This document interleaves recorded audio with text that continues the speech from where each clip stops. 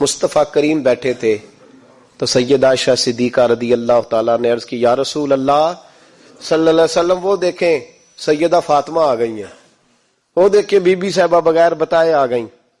حضرت فاطمہ الزہرا آئی تو حضور نے فرمایا فاطمہ بغیر اطلاع کے؟ حضور چھوٹا سا کام تھا، کیسے آئی ہو؟ تو بی بی صاحبہ نے نا عورتوں کا پلو ہوتا ہے نا چادر کا، پلو کھولا تو ایک روٹی بندھی ہوئی تھی، ایک روٹی چادر میں، یہاں لوگ زیور باندھتے ہیں دولت باندھتے ہیں، ایک روٹی حضرت فاطمہ نے پلو میں باندھی، کھول کے پیش کی، کہا بیٹے یہ کیا ہے؟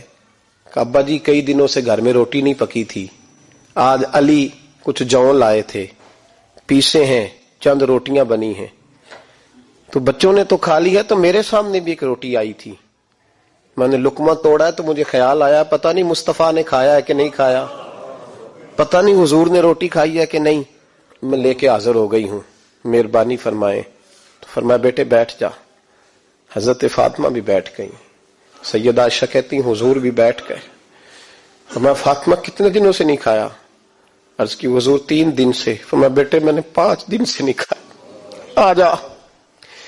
دونوں باپ بیٹی مل کے کھاتے ہیں، روٹی 2 حصوں میں حضور نے بانٹی، فرمایا چلا آدھی تو کھا آدھی میں کھاتا ہوں۔